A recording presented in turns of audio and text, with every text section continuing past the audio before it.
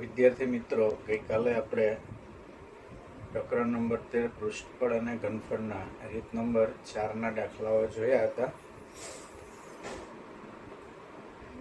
એમાં એ જ દાખલાઓ હજુ થોડાક આપણે આગળ જોઈએ, પણ એ દાખલાઓ ગઈકાલે જે હતા એમાં બે પદાર્થોનું સંયોજન જ હતું. હવે આપણે જે દાખલાઓ છે, એક પદાર્થમાંથી સંયોજિત પદાર્થ બાદ કરી નાખીએ પછી શું વધે એના વિશેના દાખલાઓ છે. તો એ દાખલાઓ વિશે આગળ જોઈએ. તો આજની રીતના દાખલો પહેલો, અહીંયા એક સંયોજિત ઘન પદાર્થોનું ઘનફળ શોધવાના વિશિષ્ટ દાખલાઓમાં પહેલો દાખલો છે 60 સેમી ત્રિજ્યાવાળા અર્ધગોલક પર સ્થિત લંબવૃત્તીય શંકુની ઊંચાઈ 120 સેમી અને ત્રિજ્યા 60 સેમી છે. તેને પાણીથી સંપૂર્ણ ભરેલ એક લંબવૃત્તીય નળાકારમાં તેના તળિયાને સ્પર્શે તે રીતે ઊભો મૂક્યો છે. જો નળાકારની ત્રિજ્યા 60 સેમી અને ઊંચાઈ 180 સેમી હોય તો નળાકારમાં બાકી રહેલા પાણીનું ઘનફળ શોધો. તો મિત્રો, આ નળાકાર છે એ સંપૂર્ણપણે પાણીથી ભરેલું છે, પણ એની અંદર આ શંકુ અને અર્ધગોલકથી સંયોજિત પદાર્થ અંદર ડૂબાડવામાં આવે તો એટલા ભાગનું પાણી બહાર નીકળી જાય. તો હવે કેટલું પાણી એની અંદર હોય? તો આપણે નળાકારનું ઘનફળ, એમાંથી શંકુ અને અર્ધગોલકનું ઘનફળ બાદ કરી નાખો એટલું પાણી વધે. તો આપણે નળાકારની વિગત જોઈએ, શંકુની વિગત જોઈએ અને અર્ધગોલકની વિગત જોઈએ. તો નળાકારની કુલ ઊંચાઈ 180 સેમી છે. પછી અહીંથી અહીં સુધી છે એ ત્રિજ્યા થાય, એ અર્ધગોલકની ત્રિજ્યા. તો અર્ધગોલકની ત્રિજ્યા છે 60 સેમી આપી છે રકમમાં, બરાબર. શંકુની ત્રિજ્યા અને અર્ધગોલકની સરખી છે. શંકુની ઊંચાઈ 120 છે અને ત્રિજ્યા 60 સેમી છે, અને અર્ધગોલક છે એની ત્રિજ્યા પણ 60 સેમી છે. એટલે અર્ધગોલકની ત્રિજ્યા 60 સેમી અને શંકુની ઊંચાઈ 120. તો નળાકાર માટે જોઈએ તો નળાકાર માટે ઊંચાઈ 180 છે. તો આ ત્રિજ્યા છે અર્ધગોલકની છે, તો એ જ ત્રિજ્યા નળાકારની થશે. એટલે નળાકારની ત્રિજ્યા 60 સેમી, ઊંચાઈ 180 સેમી. શંકુ માટે ત્રિજ્યા 60 સેમી અને ઊંચાઈ 120 સેમી. અને અર્ધગોલકમાં ખાલી ત્રિજ્યાની જરૂર પડે તો ત્રિજ્યા એની 60 સેમી. તો હવે આ નળાકારમાં બાકી વધેલા પાણીનું ઘનફળ કેટલું? તો નળાકારના ઘનફળમાંથી શંકુ અને અર્ધગોલકનું ઘનફળ બાદ કરવાનું. નળાકારના ઘનફળનું સૂત્ર πr² માઇનસ શંકુનું ઘનફળ 1/3 πr², અને અર્ધગોલકનું ઘનફળ 2/3 πr². દરેકના સૂત્ર મૂક્યા. અહીંયા નળાકારની ઊંચાઈ ને શંકુની ઊંચાઈ અલગ અલગ છે, એટલે અહીંયા h લખીએ ને અહીંયા h' લખીએ. તો કૌંસ છોડી નાખીએ એટલે આ માઇનસ થશે ને આ પણ માઇનસ થશે. હવે આ બધામાંથી કોમન નીકળશે પાઈ r². આમાં પણ πr², આમાં પણ πr² કોમન.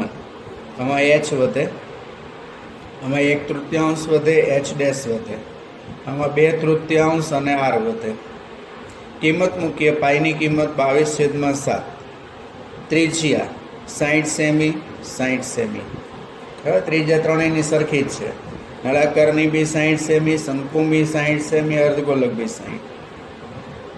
પછી h એ નળાકારની ઊંચાઈ છે. આ h એ નળાકારની ઊંચાઈ 180, એટલે 180 મૂકવાના. પછી 1/3 h'. તો h' આ શંકુનું છે, એટલે શંકુ માટે ઊંચાઈ 120 છે, તો 120 લેવાના. પછી 2/3 r એટલે ત્રિજ્યા, તો ત્રિજ્યા 60. તો અહીંયા 40 × 3 કરો તો 3 ઉડી જાય. અહીંયા 20 × 3 કરો તો 3 ઉડી જાય, 20 વધે. એટલે 40 અહીંયા વધશે, અહીંયા 20 અને 2નો ગુણાકાર 40 થાય, એટલે અહીંયા બી 40 વધશે.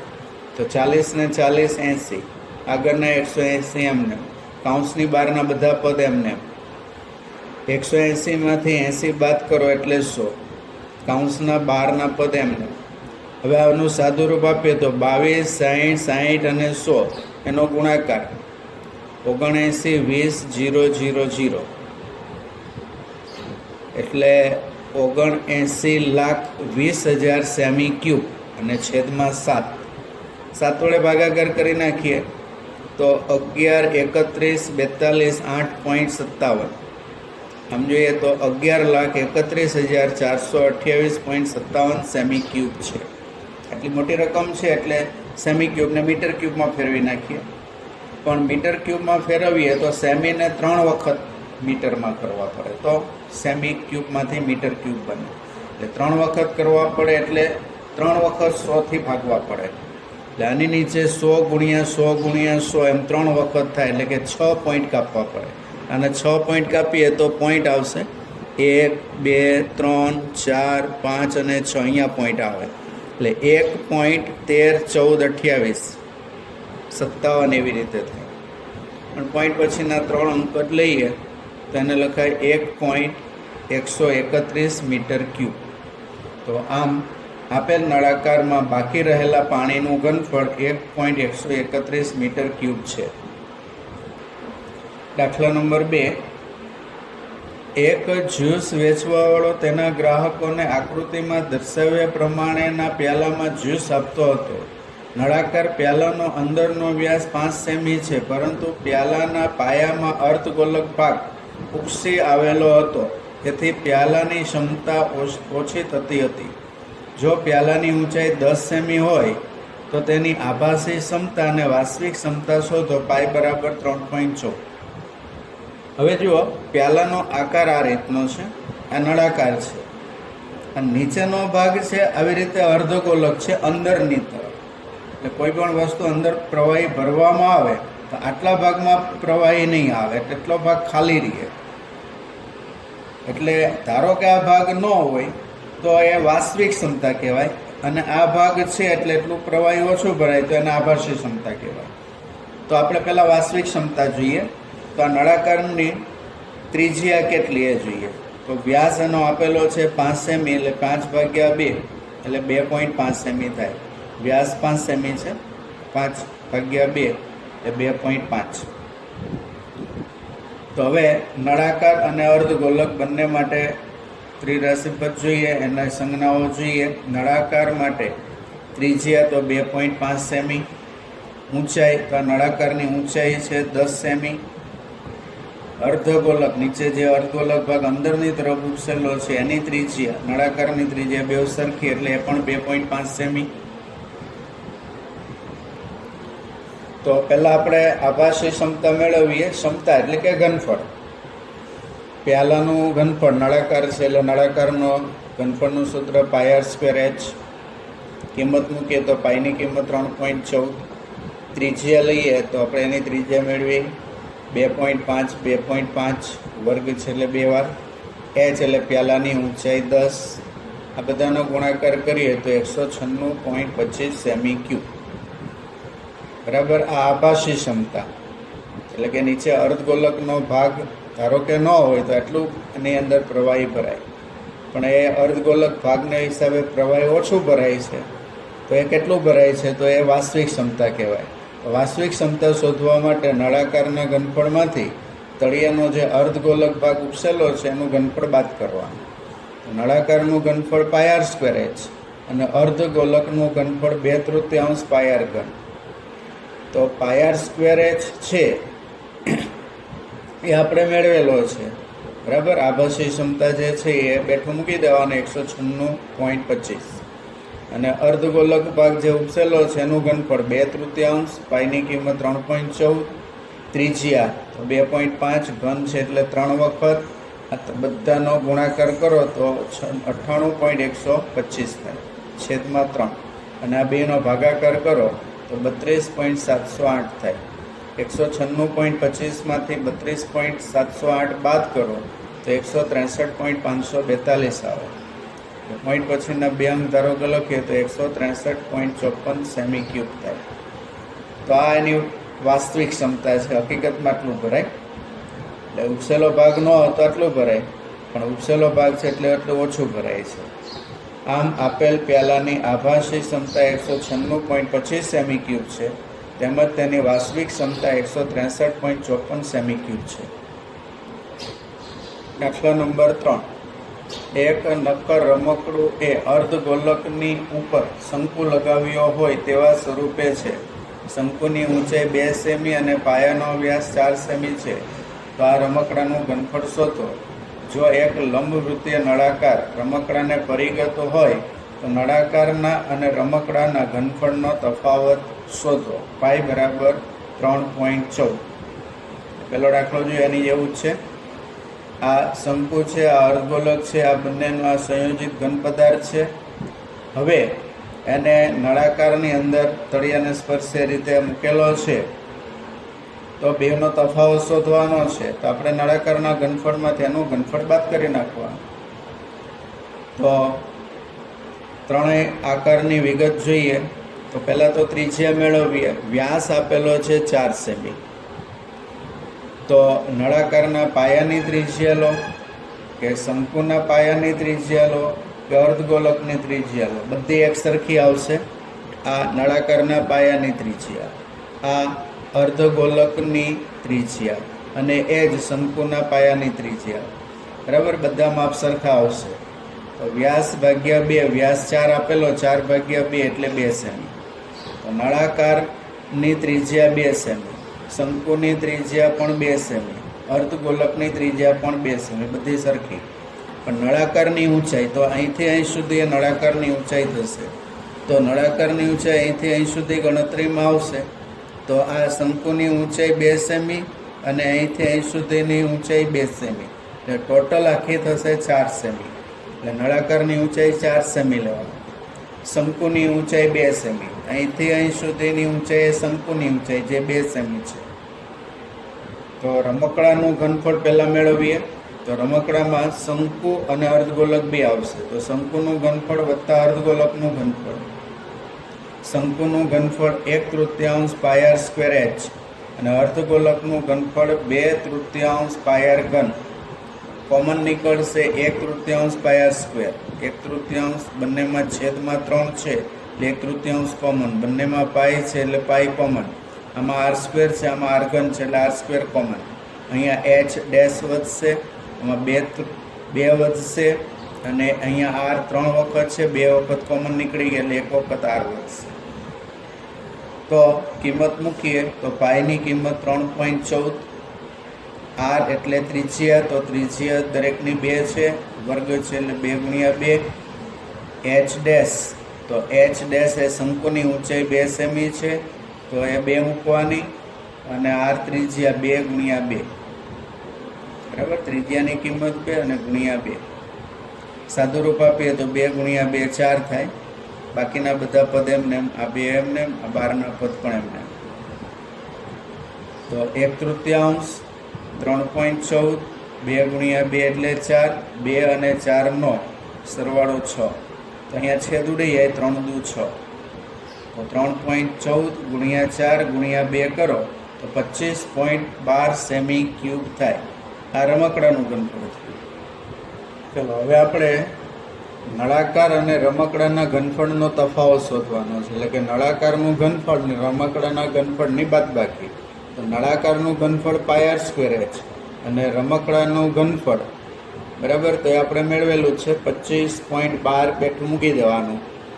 પાઈની કિંમત 3.14, ત્રિજ્યા 2 × 2 અને નળાકારની ઊંચાઈ 4 આપેલી છે. તો આ બધાનો ગુણાકાર 50.24 છે. અને 25.12 એમને 50.24માંથી 25.12 બાદ કરો તો 25.12 સેમી ક્યુબ થશે. તો આમ રમકડાનું ઘનફળ 25.12 સેમી ક્યુબ થાય છે. નળાકાર અને રમકડાના ઘનફળનો તફાવત પણ 25.12 સેમી ક્યુબ થાય છે. ત્યાર પછી દાખલા નંબર 4. એક ગોળાકાર કાચના વાસણની ઉપરનો ભાગ નળાકાર છે. તે નળાકારની લંબાઈ 8 સેમી છે અને વ્યાસ 2 સેમી છે. ગોળાકાર ભાગનો વ્યાસ 8.5 સેમી છે. એક બાળક માહિતી પ્રાપ્ત કરે છે કે તેમાં ભરેલા પાણીનું ઘનફળ 345 સેમી ક્યુબ છે. બાળકનો જવાબ સાચો છે કે નહીં તે ચકાસો. ઉપરના માપો એ અંદરના ભાગના છે. પાઈ બરાબર 3.14. હવે ગોળાકાર કાચના વાસણની ઉપરનો ભાગ નળાકાર આ ગોળાકાર વાસણ અને ઉપરનો ભાગ નળાકાર. આપણે પ્રયોગશાળામાં જે ચંબુ જોઈએ કાચનો, તો બસ બેઠો એ જ આકાર, બરાબર. હવે એનો નળાકારની લંબાઈ 8 સેમી, એટલે આ લંબાઈ છે 8 સેમી છે. વ્યાસ 2 સેમી, આ છે 2 સેમી છે. પછી ગોળાકાર ભાગનો વ્યાસ 8.5 સેમી, આ આખો ભાગ છે એની લંબાઈ 8.5 સેમી છે. તો આમાં કેટલું પાણી સમાય? બરાબર, 345 સેમી ક્યુબ છે એવો જવાબ ઓલરેડી આપણને આપેલો છે, પણ આ જવાબ સાચો છે કે કેમ એ ચકાસવાનું છે. તો સૌથી પહેલાં નળાકાર ભાગ છે એની ત્રિજ્યા લઈએ, તો વ્યાસ 2 સેમી છે, તો વ્યાસ ભાગ્યા 2, 2 ભાગ્યા 2 એટલે 1 સેમી. ગોળાકાર ભાગ છે એનો વ્યાસ 8.5 છે, તો એની ત્રિજ્યા શોધીએ તો ગોળાકાર ભાગની ત્રિજ્યા વ્યાસ ભાગ્યા 2 એટલે 8.5 એટલે કે 8.50 ભાગ્યા 2 એટલે 4.25.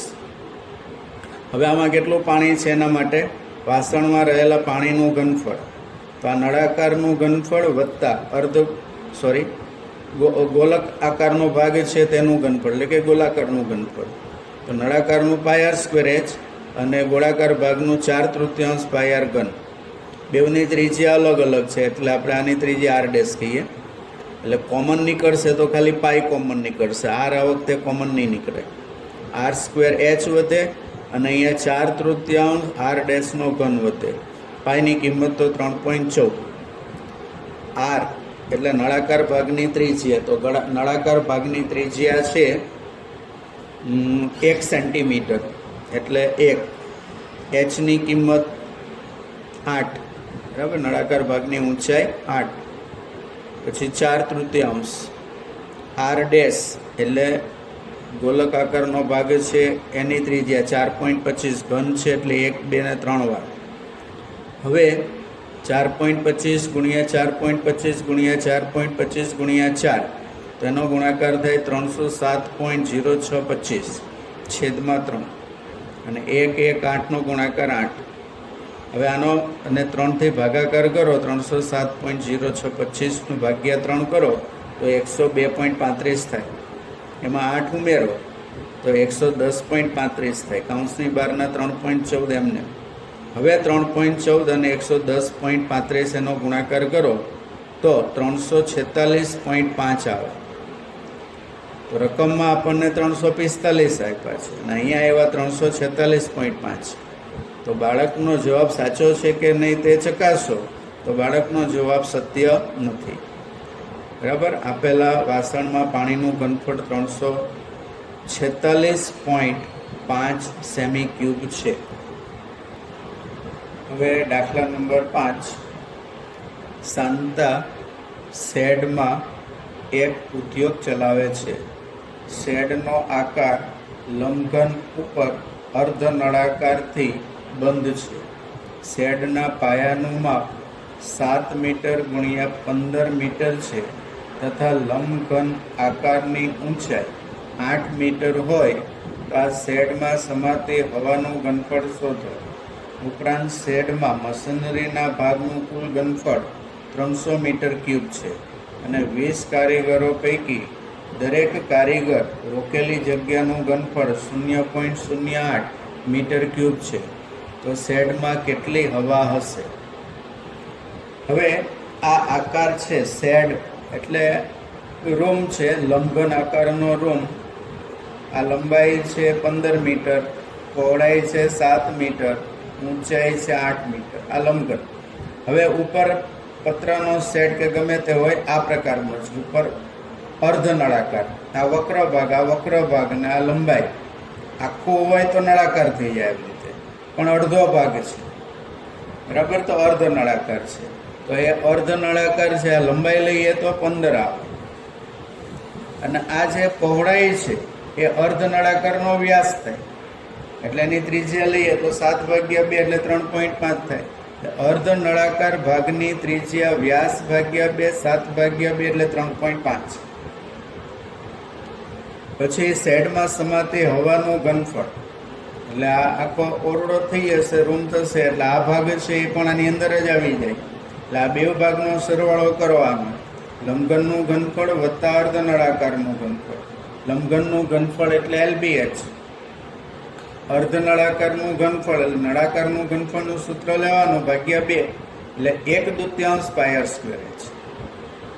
તો લંબાઈ, તો ઓરડાની લંબાઈ છે, શેડની લંબાઈ છે 15, બરાબર, લંબાઈ 15, પહોળાઈ 7 અને ઊંચાઈ, આ ઊંચાઈ છે, ઊંચાઈ 8 આપી છે રકમમાં, એટલે લંબાઈ ગુણ્યા પહોળાઈ ગુણ્યા ઊંચાઈ થઈ ગયો 1/2. પાઈની કિંમત 22/7.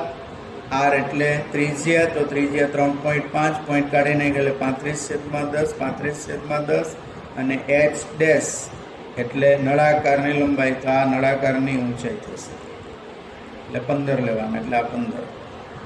તો સાદું રૂપ આપીએ તો 11 × 2 = 22 થઈ જશે, 7 × 5 = 35 થઈ જશે, એટલે 15, 35 અને 5 અને 11 એનો ગુણાકાર કરવાનો અને એમાં 2 પોઈન્ટ કાપી નાખવાના, તો 288.75 થાય. પછી 15, 7 અને 8નો ગુણાકાર 840 થાય, 840 અને 288.75 બંનેનો સરવાળો કરવાનો, એટલે સરવાળો 1128.75 મીટર ક્યુબ થાય. એટલે આ ઓરડાની અંદર, આ શેડની અંદર આટલી હવા સમાય, 1128.75 મીટર ક્યુબ હવા સમાય. પણ આખો ખાલી હોય તો હવે અંદર મશીનરી છે અને કારીગરો કામ કરે, એટલે મશીનરીનું ઘનફળ ને કારીગરોનું ઘનફળ બાદ કરવાનું. તો શેડમાં વાસ્તવિક હવાનું ઘનફળ લેવા માટે આભાસી હવાનું ઘનફળ એટલે કે કુલ ઘનફળ, એમાંથી મશીનરીનું ઘનફળ બાદ કરવાનું અને એમાં 20 કારીગરો કામ કરે છે એનું ઘનફળ બાદ કરવાનું. મશીનરીનું ઘનફળ તો આપણે રૂમનું ઘનફળ તો આપણે શોધ્યું, શેડનું ઘનફળ 1128.75.